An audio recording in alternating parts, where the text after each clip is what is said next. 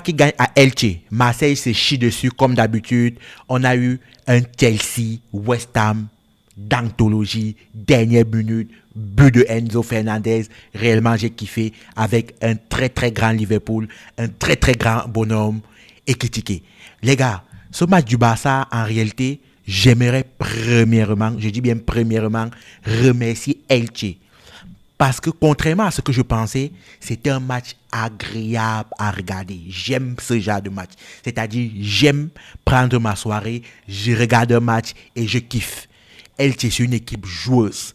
Je déteste des équipes qui arrivent là, ils essayent de ne pas jouer, ils mettent le bus, etc. Non, je déteste ce genre de match. Mais Elche nous a prouvé aujourd'hui pourquoi réellement le football espagnol, c'est au toucher, c'est au léché. Réellement, chapeau à Elche. Et le Barça, que dire? Que dire? Cette équipe, en réalité, c'est une équipe qui a un visage de champion. Et lorsque je parle de champion, je ne parle pas uniquement du championnat espagnol. Je parle même de la Ligue des Champions parce que ce Barça, cette année, ils sont capables de me gagner la Ligue des Champions. Vous savez pourquoi? Ma dernière vidéo, je vous explique un truc que c'est vrai. Chaque fois, on ne va pas parler des joueurs, des performances, etc. Parce que le Barça est le seul club actuellement que lorsque, même s'ils sont menés, je dis même quand ils sont menés, tu as cette impression qu'ils vont finir par trouver un moyen de gagner le match. Le Barça me rappelle le Barça, le Manchester sous Alex Ferguson avec le Money Time. C'est-à-dire psychologiquement, c'était une équipe qui était prête. C'est ce Barça que je retrouve aujourd'hui psychologiquement, même lorsqu'ils sont moins bien, même dans le jeu, lorsque parfois ils ont des phases de transition un peu assez transmission assez difficiles, tu as l'impression qu'ils sont au-dessus, qu'ils vont toujours trouver un moyen pour gagner. Ça, c'est l'ADN du Barça cette année. Et je mettrai une petite pièce en ce qui concerne la Champions League cette année. Parce que pour gagner ce Barça, il ne faut pas juste être bon. Il va falloir, premièrement, tuer le match. Lorsque je parle de tuer le match, ce n'est pas 1-0, ce n'est pas 2-0. Ce Barça nous a prouvé maintes et une fois qu'à 2-1, 0-2-0, ils sont capables de revenir à 1-1, à 2-2, voire même mettre le 3-2. Donc, big up à cette équipe barcelonaise. Réellement, vous êtes mon coup de cœur. Je ne suis pas fan du Barça, arrêtez, je ne suis pas barcelonais, je ne suis pas non plus madrilène, mais j'aime voir jouer cette équipe. Parlons de Marseille. 2-0 jusqu'à la 84e minute, après un match dégueulasse que tu as fait face à Bruges, que tu t'es fait éliminer à la dernière minute.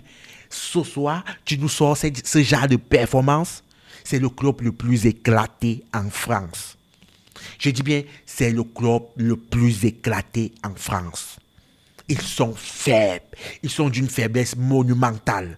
Et ça a toujours été comme ça. Ce n'est pas uniquement cette année. C'est le club qui fait perdre les points en ce qui concerne le coefficient UEFA à la France. Je préfère 1000 fois Lyon. Je préfère 1000 fois Monaco. Je préfère 1000 fois Lille lorsqu'on parle de compétition européenne. Marseille, c'est une équipe qui vit depuis 1993. Ils vivent sur cette Ligue des Champions-là. Mais ce club, ils ne valent pas, je dis bien ça ne vaut rien, ça ne vaut pas un clou.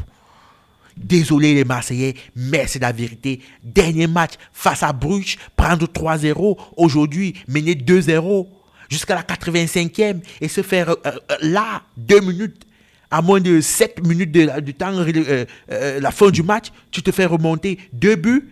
Non, non, non, non, non, Marseille a touché au fond. Désolé, Marseille a touché le fond. Sérieusement, j'ai été choqué. Je n'imagine même pas être Marseillais, être un fan de l'Olympique de Marseille. Je ne sais même pas comment les supporters se sentent actuellement. C'est dégueulasse de faire ça. C'est une équipe qu'il faut vendre tout le monde. À part peut-être Greenwood. Mais, psychologiquement, cette équipe, ça ne vaut pas un clou. Ils sont faibles psychologiquement. On ne sait jamais qu'est-ce qu'ils peuvent faire dans un match, dans une rencontre. Réellement, Marseille, c'est à mettre de côté. Même vous, les gars, ne touchez plus. Cette équipe, vous regardez juste sans rien dire. Ne mettez rien. Même pas un copec sur cette équipe. Je dis même pas un copec. Parlons de Chelsea. Oh, Chelsea. C'est pourquoi je vais toujours dire, la Premier League, c'est le championnat le plus agréable, le plus intense. C'est ce championnat qui te donne des frictions, des émotions. Je regardais ce match 2-0 face à West Ham. Mi-temps, je me dis, bon, ils vont encore perdre. Et là, je continue à regarder le match, sans toutefois regarder ce but de Joao Pedro qui relance, par exemple. Et là, quoi? Je me dis, attention, ils peuvent aller chercher la victoire. Et ce scénario de dingue, réellement, c'est pourquoi on aime la Premier League, c'est pourquoi on aime le foot anglais, c'est pourquoi le foot anglais va toujours dominer n'importe quel championnat, pas parce qu'ils ont l'équipe qui a le plus de Champions League, non. En termes de frissons, en termes de suspense, en termes d'émotion, la Premier League reste la Premier League, les gars. Sérieusement, la Premier League, c'est mon kiff, j'aime bien, tout est bien, tout est parfait. Là-bas, de l'autre côté, sérieusement, c'est le championnat que je rêve. Si j'étais pro, non. Je rêverais de jouer là-bas.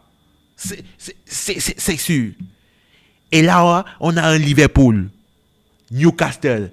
Là où on s'est dit, Liverpool, en championnat, ce n'est pas ça. Le Newcastle va certainement dominer. Du moins, ils vont sortir de là avec un match nul.